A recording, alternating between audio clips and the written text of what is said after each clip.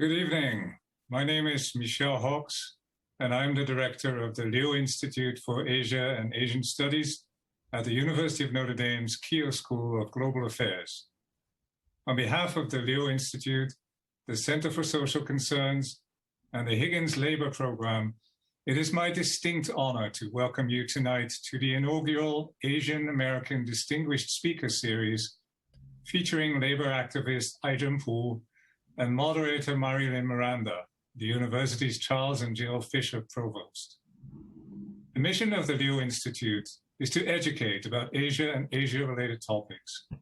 We are known for hosting prestigious speakers from Asia, including former presidents from Indonesia and Taiwan, and the former Secretary General of the United Nations. This year, we felt it was the right time to expand our focus to include Asian Americans, and the timing couldn't be better. On one hand, the visibility of Asian American leadership is growing immensely, especially when you consider the first US Vice President of Asian descent, Kamala Harris, taking office this year. But even as the visibility of Asian American leadership and success is growing, discrimination and violence toward the Asian community has skyrocketed during the pandemic, including brutal attacks on Asians and Asian Americans.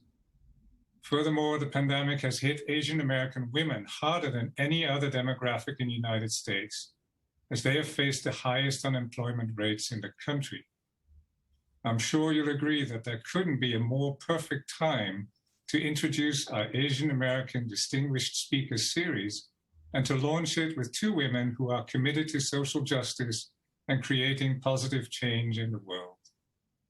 It is my honor tonight to introduce Provost Lynn Miranda.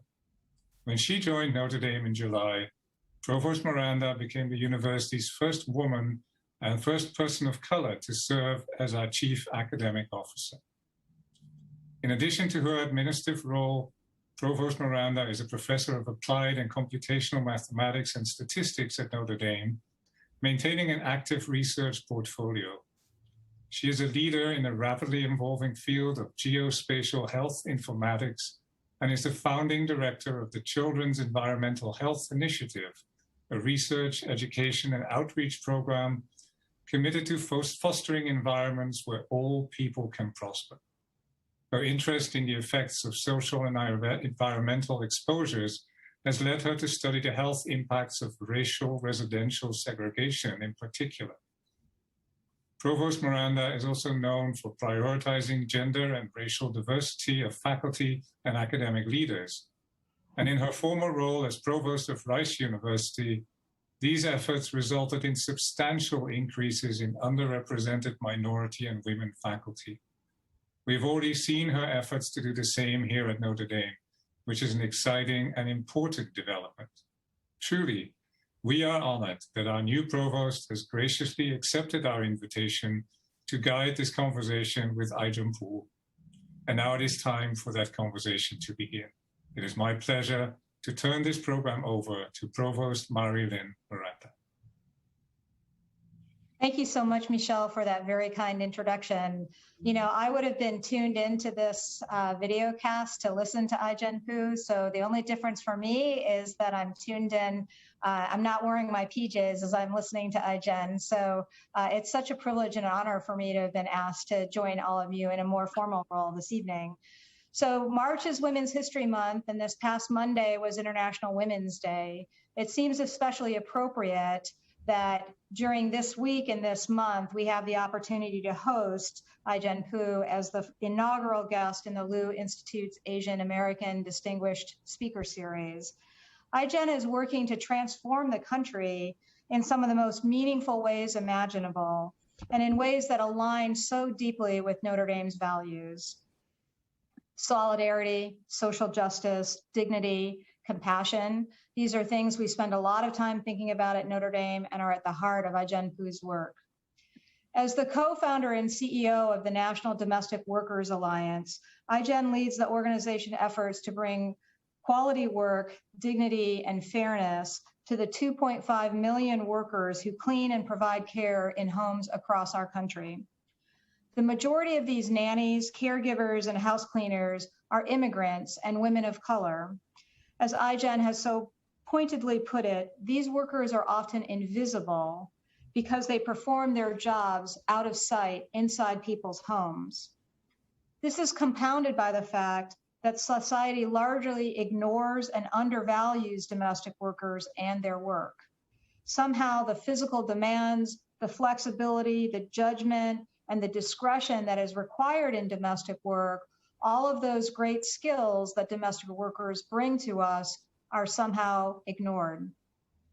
iGen is also the director of the organization Caring Across Generations and the author of the well-known book, The Age of Dignity, Preparing for the Elder Boom in a Changing America.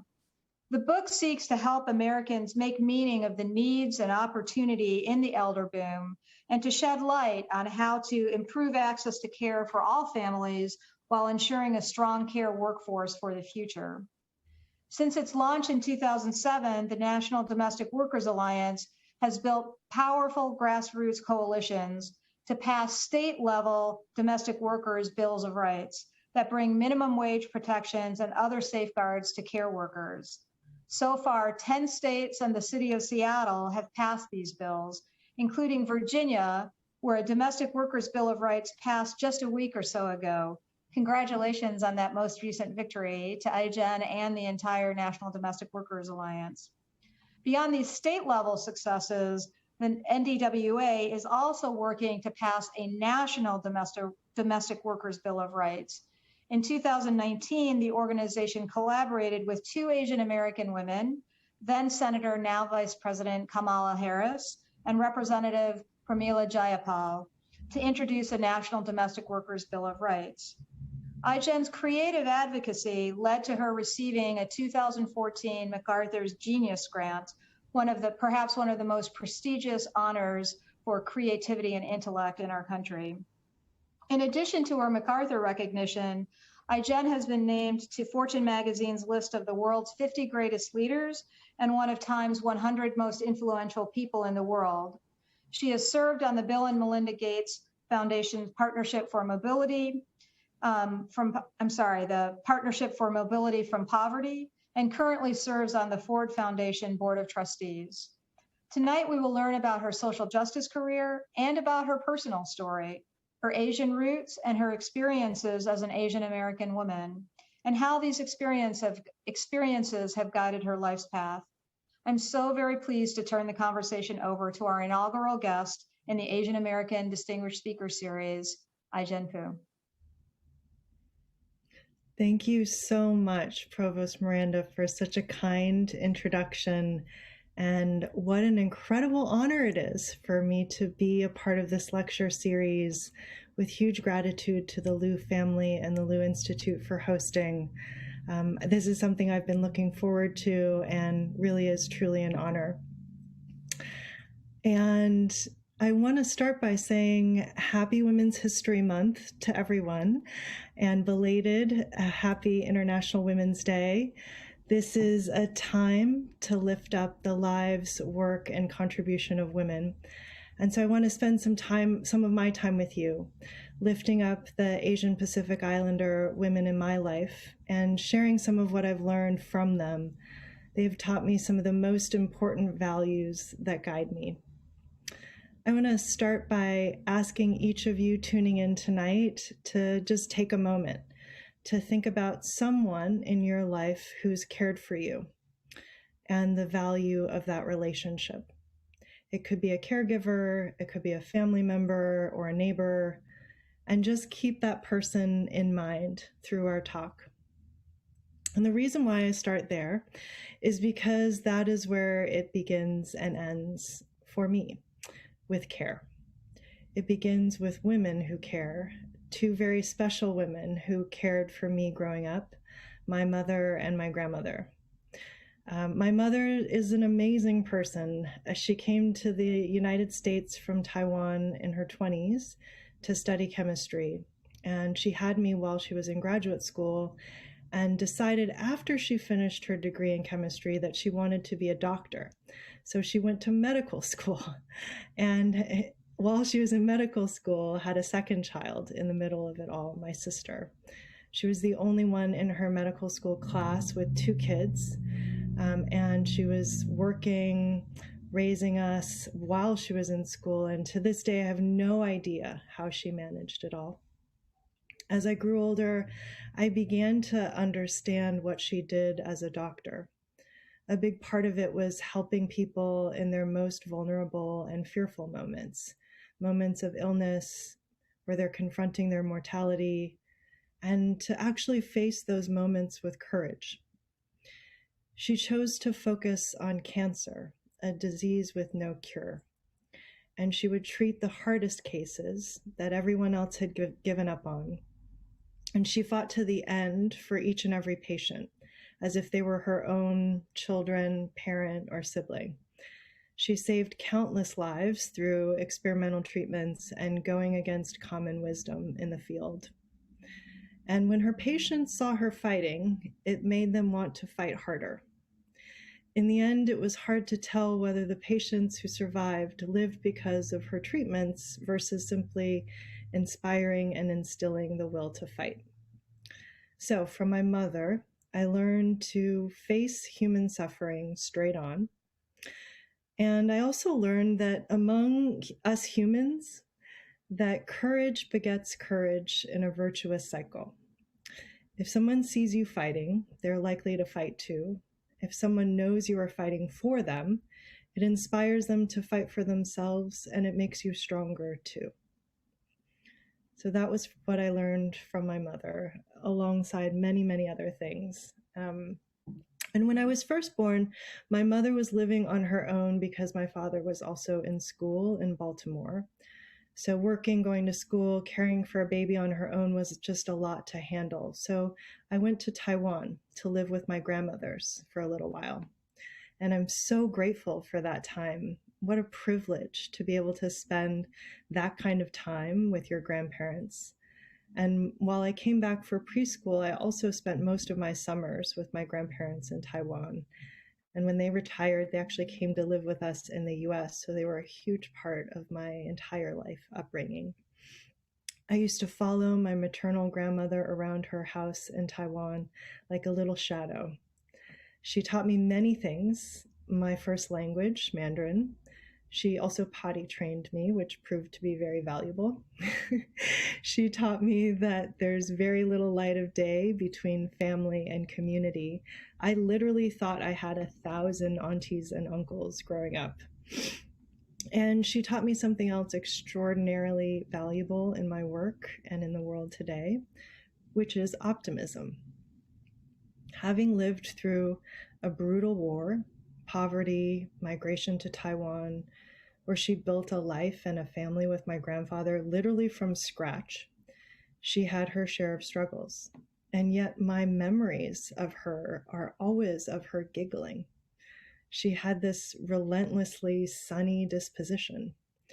And she would always say, there will always be something to complain about. But her inclination was always to look on the bright side, not because she was avoiding what was hard, because she really did believe that no matter how hard things got, as long as you stay present in the moment, you can find a way forward, and that you can't actually see a way forward if all you see is darkness. So she had a practical reason for her optimism. She passed away peacefully at home at the age of 94 on Mother's Day of 2020, but I carry those lessons with me every day.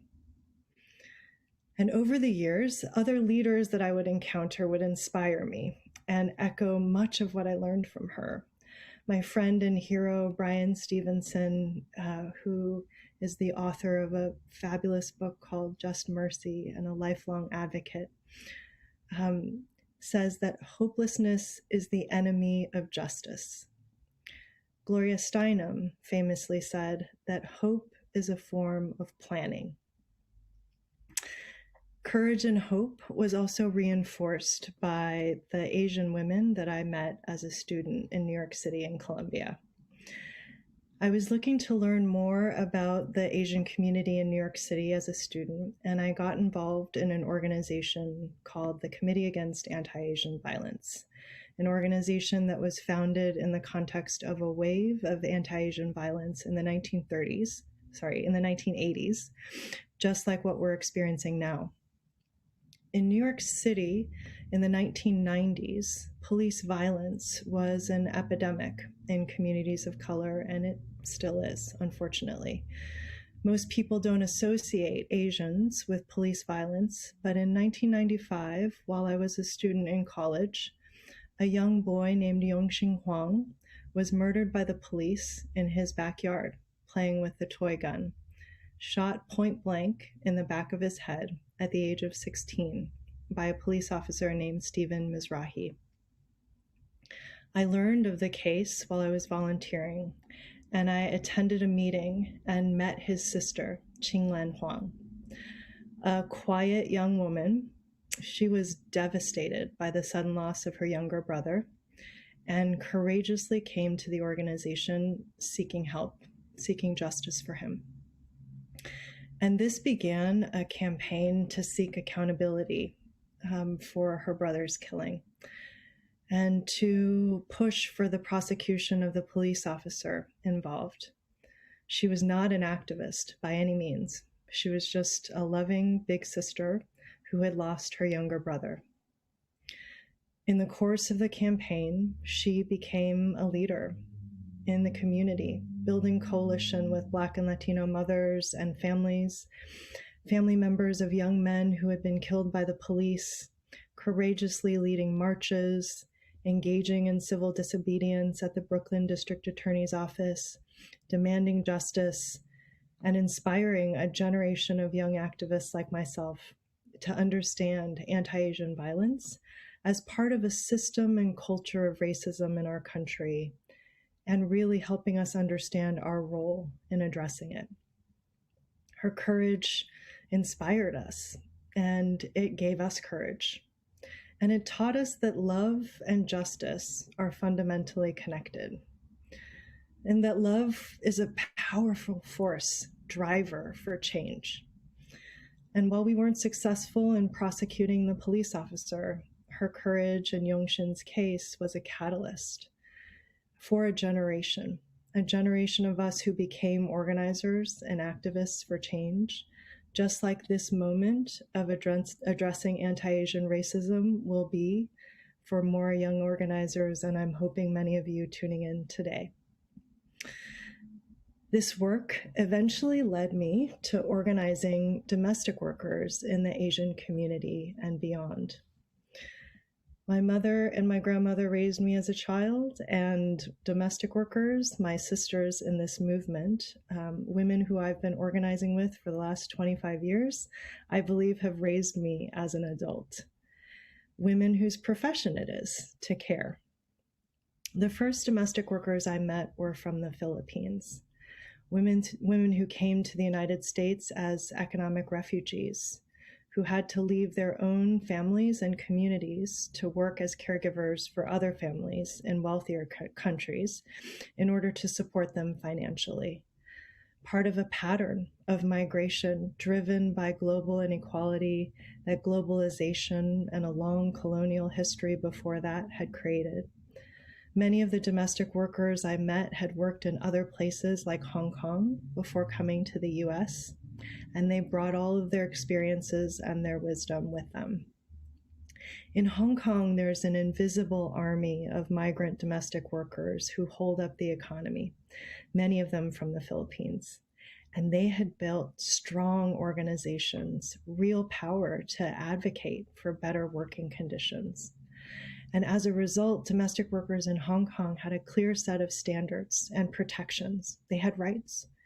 So for the workers who came to the US from Hong Kong, they were shocked, surprised to find that here in the United States, they had far less protections and in fact faced exclusions from some of the most basic labor laws that workers here in this country take for granted. That exclusion has deep roots in the legacy of slavery in America. Some of the first domestic workers in the United States were enslaved African women. And in the 1930s, when our nation's labor laws were being debated as part of the New Deal, Southern members of Congress refused to support their passage if they included protections for farm workers and domestic workers who were Black workers at the time. So, in a concession to those members of Congress, domestic workers were excluded from our foundational labor laws, and that exclusion set the tone for how domestic workers would be treated in our law and policy for generations. When we take a step back, what we see here is that our laws and culture have essentially made invisible and vulnerable some of the most important work that happens in our economy and the people who do it. The Filipino domestic workers that I met taught me about the incredible sacrifices that women have had to make, the impossible choices in an economy that doesn't value care and doesn't support our ability to care for the people we love. For them, they had to leave their own families in order to care for them. They spent their lives caring for other people's families, only to face exclusion from rights and protections as workers, making them vulnerable to some of the worst abuses imaginable. In our organizing, we've seen it all: human trafficking, sexual assault and harassment, deep exploitation. And we've also seen the incredible power of the work of care. It's the work that makes everything else possible. Domestic workers, as nannies, as house cleaners, as home care workers, they make it possible for so many others to go to work, knowing their loved ones are in good hands. And it's also a huge share of the work of the future. Caregiving jobs are jobs we need, especially as the baby boom generation ages and people live longer, as the millennial generation has children. Across the lifespan, we need more care in America than ever before, and it's domestic workers and care workers that we will rely upon. The Filipino domestic workers gave me hope, and they also gave us a plan. They were the ones who taught me that it is possible to come together to change the conditions of domestic work. They said, if we could achieve a standard contract in Hong Kong, we could do it here. And they planted the seeds for the first campaign in New York State for a domestic workers' Bill of Rights. More than a decade later, in 2010, domestic workers around the state of New York, of all nationalities, with the leadership of Caribbean women in particular, who were the majority of domestic workers in New York at the time, organized and won the first legislation in the country to protect the rights of domestic workers. I know I'm biased, but I truly believe the workers who spend most of their waking hours meeting the most fundamental human needs of others may also have the most insight about how to make our society more humane. The work that domestic workers do is fundamental to human life, the work of caring, of nurturing, of meeting human need with compassion. What could be more vital than nurturing a baby, supporting the human potential in a child, supporting the independence of someone living with a disability, or enabling our elders to have a dignified quality of life? And their job is to care no matter what, to encourage, to guide, to clean, to bathe, to listen, to ensure safety, to prevent falls, to meet vulnerability with humanity. Their care, their resilience, their sense of hope has been our plan, and it is the beating heart of our movement. Today, our movement is at a critical moment where we are poised to help shape how we recover from the devastation of COVID-19 and the economic impact of this crisis on families and workers across the country. We are working to make sure that we put women of color, API women, caregivers at the forefront of our recovery policies. We have the opportunity, the most important opportunity of generations, to invest in our caregivers and domestic workers, to make care jobs living wage jobs with real economic security and mobility, to bring immigrant workers out of the shadows and out of poverty, and to support the ability of every family to have access to the care they need, and to get back to work. Now, bringing the conversation back to campus, what you do, what you study, how you spend your time and energy on campus is incredibly important. I was a gender studies major in college, and I spent a lot of my time at the Center for the Study of Women at Columbia.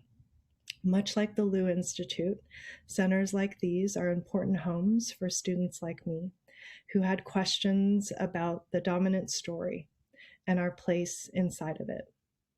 I signed up for classes on women's history and literature by day, and in the evenings and weekends, I volunteered in the community.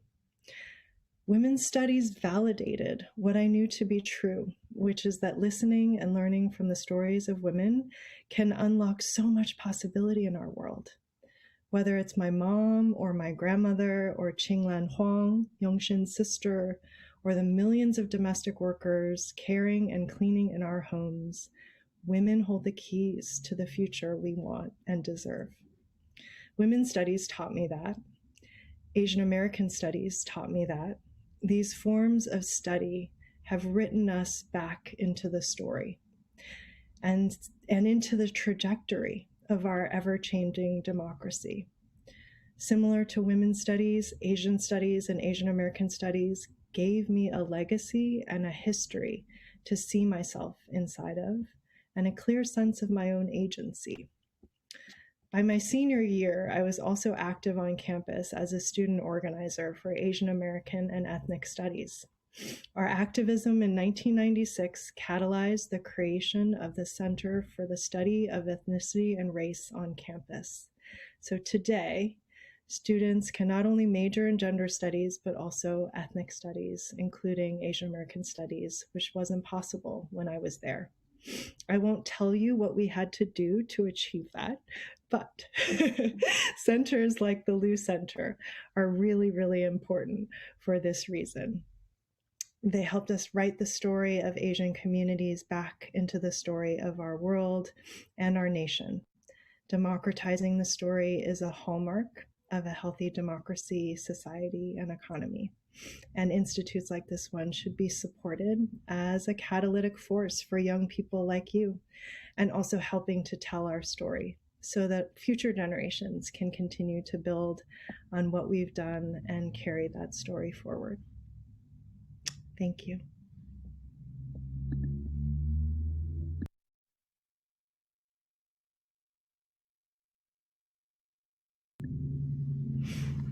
Hi, Jen. Thank you so much for such a wonderful set of remarks. There are so many things, so many thoughts and ideas that you have stimulated by your words that are going through my head. I'm hoping that I can put together a coherent set of questions because I'm so excited about so many things that you said.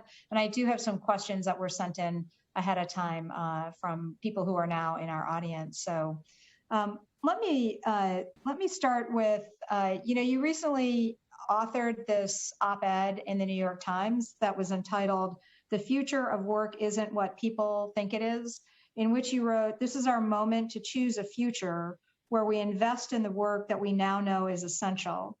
And we're actually in the middle of a whole discussion on Notre Dame's campus right now. This discussion is called Moment to See, Courage to Act, where we're trying to use this moment to really look hard and decide what is it that we're seeing and what do we want to act on. So you talk about choosing a future. So if you could paint broad brushstrokes of this, the beloved future you would like to see, what would the components be? I'm guessing that some of your pillars of the universal family care would be part of it, but paint this future for us.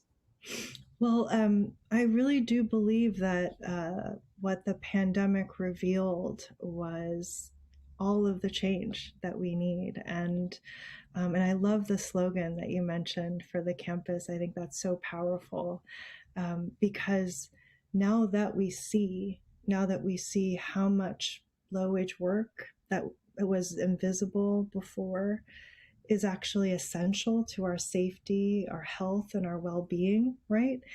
Now that we see how incredibly vital and essential caregiving and caregiving support is to families, what are we going to do about it, right? And I really do believe that the future is about rebuilding an economy where all dignity has work and building a safety net that truly does keep all of us safe.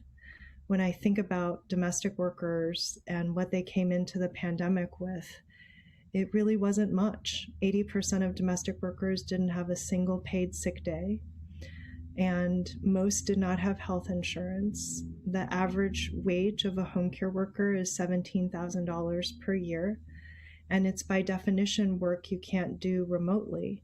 So people immediately lost their jobs and income. And I remember the first week of the pandemic, we had a meeting where one of our members held up her phone to the Zoom camera to show us that there was literally 1 cent left in her bank account. And that was a year ago.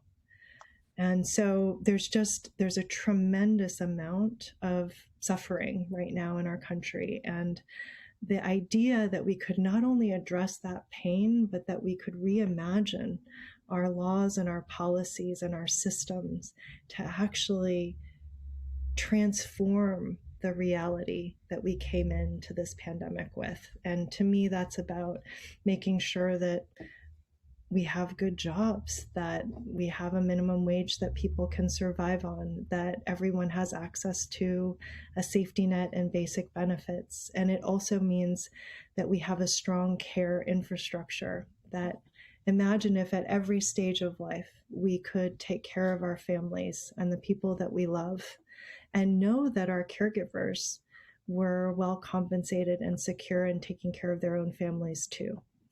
It's kind of a simple idea, but I think a really profound shift that could unlock so much potential and prosperity in our economy. Yeah. So I have 3 children myself, and I've had one of my grandparents was in a assisted care facility at the end of her life. You and I share having been very close to our grandmothers, and certainly have had help all along, which is what is the only thing you can do when you're a working mother, right? And one of the things I always like to encourage people to do when they start complaining about, well, how much, what the hourly wages are, et cetera, is to say, well, multiply that number by 2,000. Because that's, if you work full time, it's actually 2080, but 2,000 is an easier number, and see whether you could live on that amount of money and raise your family and do for your children what you would like to do. So and what's more important than the work that's done to care for your child or care for your parents? What's more important than that? So I so resonate with what you're saying. You talked in your remarks, you talked a little bit about the history of workers' rights legislation and how domestic workers were excluded and the reasons for that. And it seemed clear from your remarks that the notion that race and citizenship status played a role in the exclusion of domestic workers from labor legislation. And I want to tie that to something you said at the very beginning of your remarks, which was that courage begets courage. So we've seen a lot of courageous work and action during the pandemic, from the people who are in the hospitals caring for people who are sick, for school teachers who are going into the classroom and trying to educate our young people, and childcare providers. Just there's so many different acts of courage of people taking care of each other. So if we have this history where domestic workers have been excluded, we have just so many signs of great courage, and we believe that courage begets courage. And I completely agree with you. Walk us through how these courageous acts that we've seen have the possibility to beget the courage we need to get past the politics that currently exists. It's a great question. I think that it goes to the heart of what we understand is the value and what is precious about our democracy. which is that part of the courage, we need to not only applaud all of the courage that our essential workers have shown on the front lines, all the incredible resilience of all the moms who've been struggling through the pandemic with kids at home and online learning and everything. We have to do more than applaud them. We have to actually call upon our elected leaders to have the courage that meets the courage that we've all shown in this moment to actually pass bold reform. And now is the time. I know people are often probably asking you to call and reach out to your member of Congress, but the only reason why the president will sign an American Rescue Plan that has a robust vaccination campaign and real relief for low-income families, food assistance for children who have no food to eat. The reason why that has been possible is because people engaged in the democratic process and advocated for it. And so we have to take our courage of surviving the day-to-day, the courage that essential workers have shown on the front lines, and really call upon our decision makers to show the same kind of courage in this moment. Yeah. So, Ai-jen, one of the things that you and I share is that we are both first-generation Americans. We're both the children of immigrants.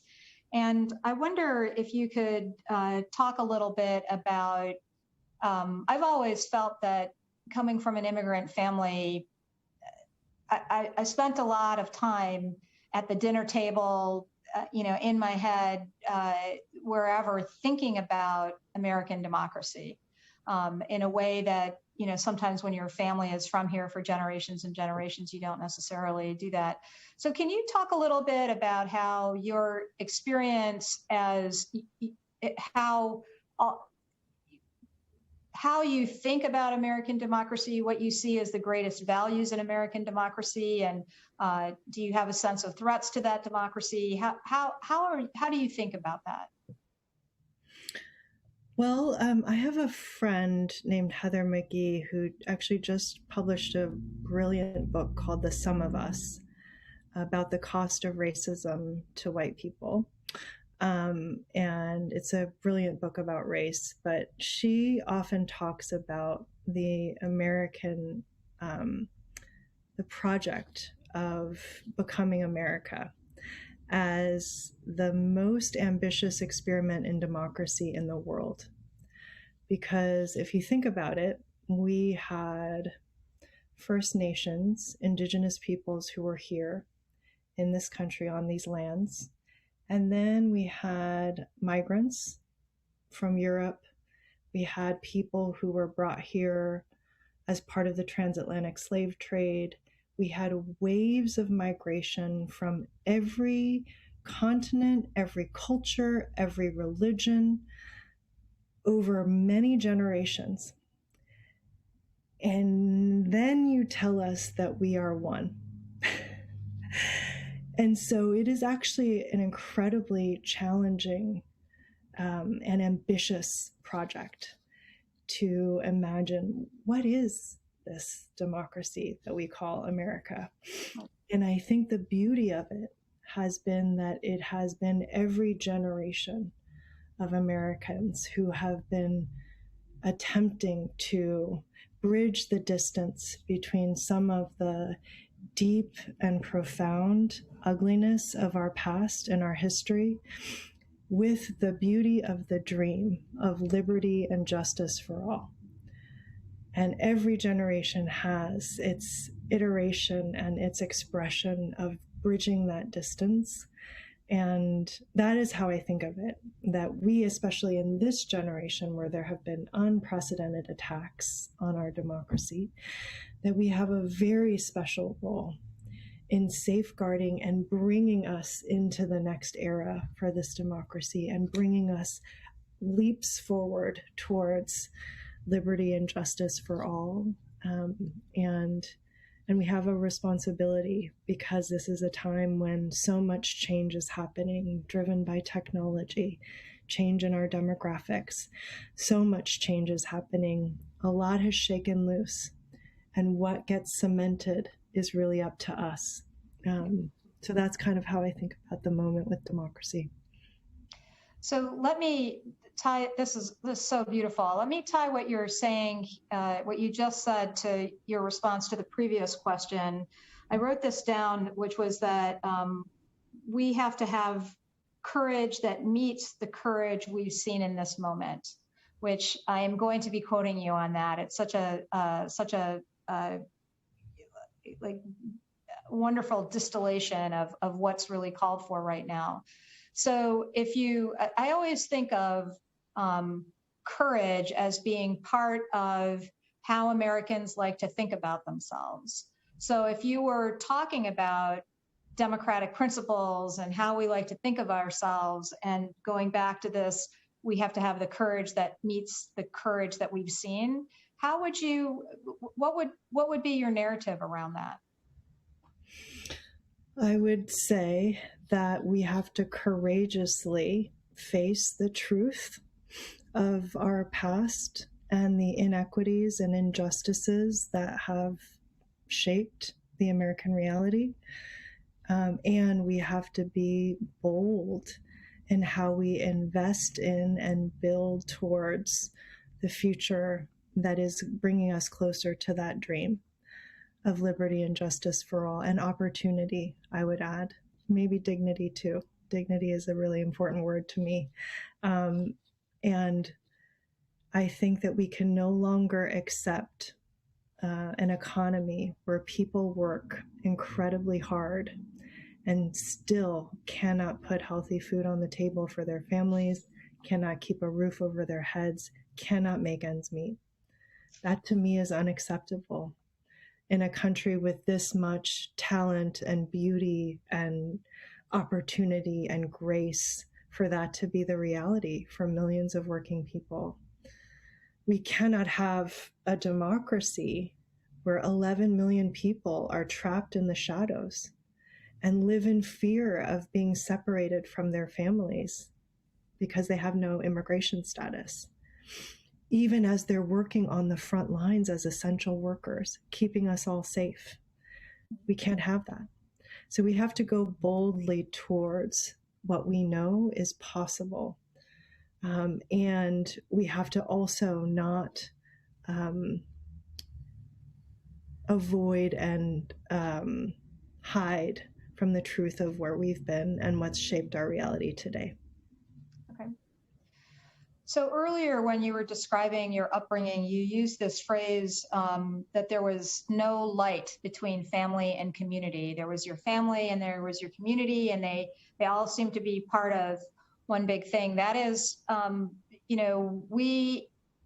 many have argued that we've sort of moved away from that model in the United States, where neighborhoods are not as close. And do you have, and for me, this is part of why we fail to take care of every member of the community. Do you have thoughts about how we rebuild? Robert Putnam has written all this work on social capital and communities, et cetera. Do you have thoughts about how we rebuild that social capital and the implications that might have for all the work that you're doing with respect to domestic workers? It's a great question. I think that we can actually learn a lot from immigrant communities, actually. There's so many communities in our country where there is still that sense of family and community that all blends together, and people are living intergenerationally, and the project of caring and caregiving is a village-led project. And I think that there's a lot that we can learn there. And I think caregiving itself is a huge kind of opportunity or lens to build that sense of community. The truth is there's a huge and growing aging population in this country, whether we want to admit it or talk about it or not. I actually think it's wonderful. Aging is actually living longer. People forget that to age is to actually live for longer, longer to learn, longer to love, longer to teach and connect. But because we've not designed... It also gets you the vaccine sooner. And it also gets you the vaccine sooner. And, you know, we just haven't designed our society to support a quality of life for the extended lifespan that we have. We've added an entire generation onto our lifespan with really nothing in place to support it in our culture and our policy. And so the project of caring, it actually is an all hands on deck project for the aging population in this country. It's going to require a strong care workforce. It's going to require family members. It's going to require friends and church members. It's literally all hands on deck. And so I think that that's actually a great opportunity to think about how do we rebuild our communities around the idea that we should all be caring villages for one another, and around the idea that we are going to be making a different kind of shift towards valuing the elder stages of life in a different way. And I don't know, there's something there. It's not fully fleshed out, but I think there's a lot we can learn from our immigrant communities and also African American communities. And and Hispanic communities as well, I think. Mm-hmm. This is one of my, it's hard to find humor around the pandemic, but one of my sort of standing jokes is, as the vaccine has been rolled out, that in a country and a culture and an economy that prizes youth over everything, all of a sudden it's really great to be older and to be able to have access to the vaccine. So here in Indiana, they're doing just an amazing job. I've heard rolling out incredible. Yeah, I'm so impressed with the job that the state and our local county is doing as well. So, you received a 2014 MacArthur Genius Fellowship, and I love calling, I know there's another name, I love calling them the Genius Fellowship. I used to love to be sarcastic about the Genius Bar at Apple stores, but I love the MacArthur Genius Fellowships. I actually, I must be hanging out with the right people, because I know a number of people who have received these awards, and they're just all doing fantastic work. And one of the reasons you were named a MacArthur Fellow was you had all this creativity that was a part of your success in organizing. And I wonder if you could talk a little bit about some of your unconventional strategies in moving your work forward. So I'm thinking, for example, about this chat box approach that you use to survey domestic workers. So tell us a little bit about these creative, out-of-the-box approaches you've used and how that's helped you in your work. Well, we've had to be creative by necessity in the domestic workers movement. And if you think about the workforce, it is a workforce of mostly women of color, Black, Latinx, API women, and many, many undocumented women. It's actually the industry or the workforce with the highest concentration of undocumented workers of any workforce in our country. And it's also spread out and disaggregated. And so it's just, you could go into any neighborhood and not know which homes are also workplaces. There's no list, there's no registry, there's no signs. So it's actually really challenging to figure out how you bring this workforce together, how you build community, how you raise standards and enforce rights for this workforce, given all of that. And so we've had to be very creative, and I don't claim to be a genius at all, but I do believe in the genius of movements.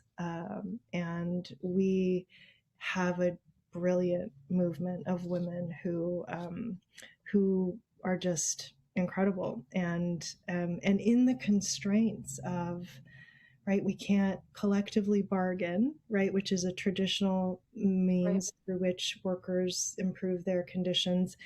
There's no collective. There's no one to bargain with. It just doesn't, even if we had the right to organize, which we were excluded from, how would you do it? It wouldn't work. Right.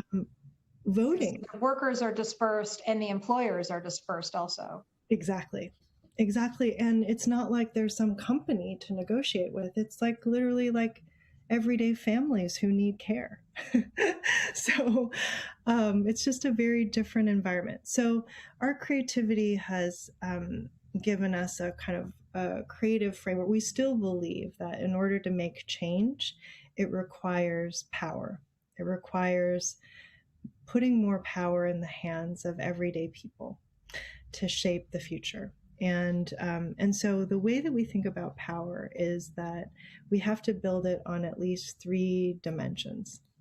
We have to build what we call political power, which is with a little p, which is the power to change policy and who makes it.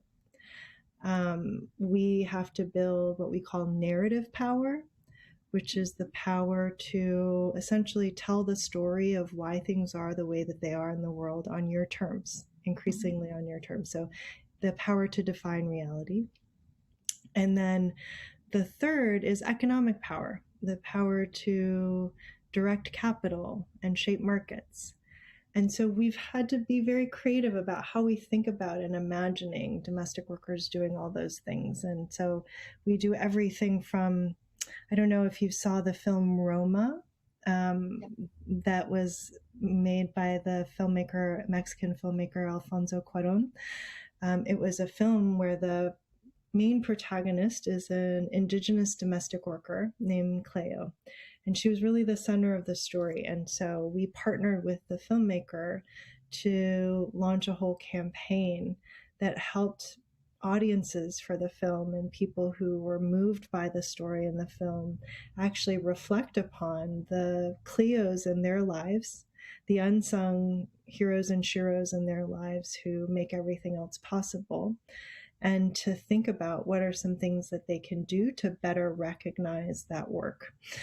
So we made our federal domestic worker Bill of Rights campaign was connected to the film's award season and the Oscar season. We also created a portable benefits platform to make it very easy for employers of domestic workers to contribute to domestic workers getting access to benefits, leveraging the power of technology. We created a messenger chatbot in Facebook that allows us to communicate with our community of over 280,000 domestic workers on a weekly basis. So we try to be creative and in order to shape the narrative and to change policy and to do the things that would make life better for domestic workers. So we have a political science major on campus who named Shantae Harris, who has a question that she'd like to pose, which is about how can invisible segments of the population become visible? Whose job is it to solve the problem of invisibility? And how do we become better social advocates and more knowledgeable about the struggles that those most vulnerable in our societies are facing?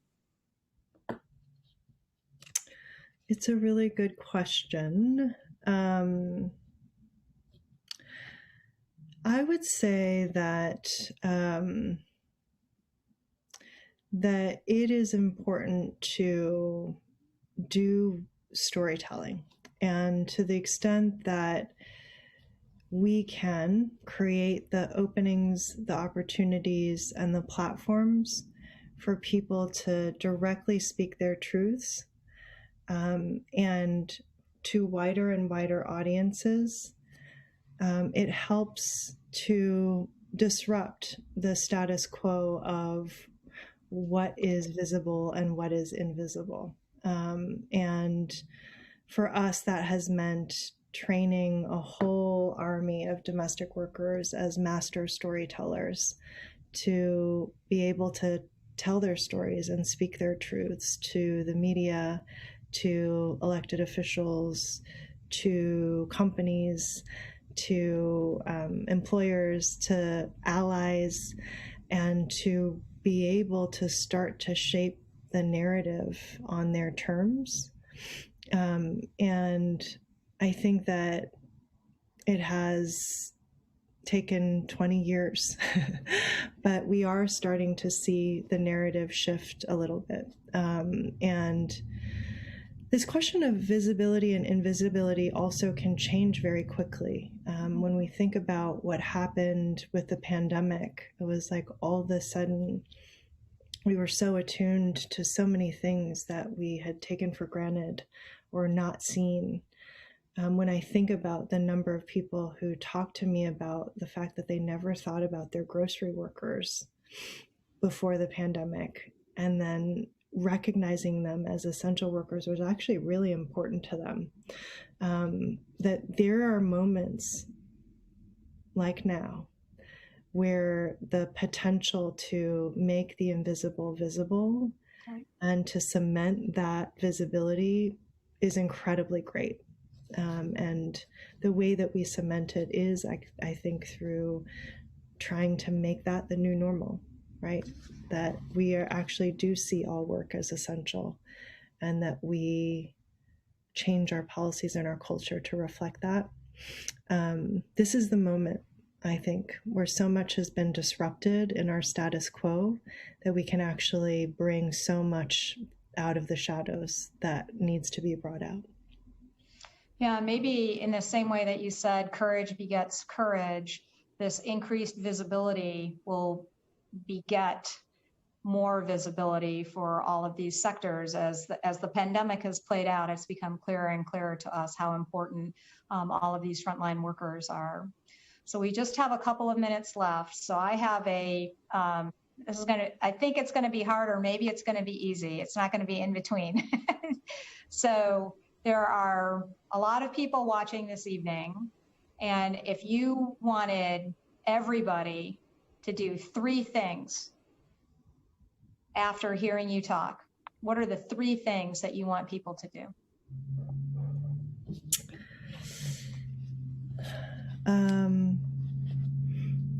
Call an elder loved one in your family and connect with them. For me, I am sad that I can no longer call my grandmother, but I think intergenerational relationships and connections are just so valuable. So do that. Call your member of Congress and tell them that you want caregivers and caregiving jobs to be a big part of how we invest in our jobs in recovery. That is very important. And if you have the opportunity to do 2 calls, or if you want to combine them, that's okay too. But talk about the importance of offering our essential workers a path to citizenship and out of the shadows on the other side of this pandemic. And really, I think just celebrate and appreciate that you are in an academic institution that really believes that you should know Asian American history and culture, and that I think is a really, really important thing, and that you should take advantage of it. Thank you so much. I want to wrap up our discussion tonight by, first of all, thanking the Liu family for making this entire event this evening possible, as well as all of the other activities that are going on at the Liu Institute. It's such a wonderful asset for the university, for our students, for our faculty, for community members. And with broadcasts like this, it reaches out to the whole world, really. So deep thanks to the Liu family. Thank you so much, Ai-jen, for your time with us tonight. As I said, I would have been tuned in to hearing your remarks. I feel that the Liu Institute has given me this incredible gift to be in a room talking with you. Truly, you are inspiring. Thank you so much. It's been an honor.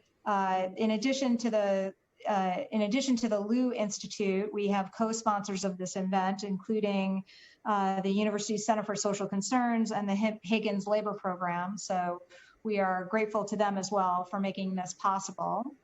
And I want to read, as a way to close out, I want to read a quote from you, Ai-jen, which is, "We need to respect and value the foundations on which everything else in our human society is built."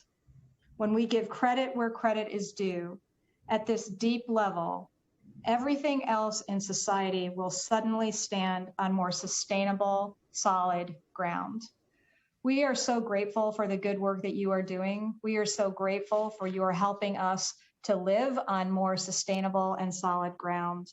On behalf of the University of Notre Dame, I want to thank the audience for tuning in tonight. Good night or good morning, depending upon where in the world you are. And thank you again, Ai-jen, for just an absolutely wonderful evening. Thank you Good night, so everyone. much. Thank you.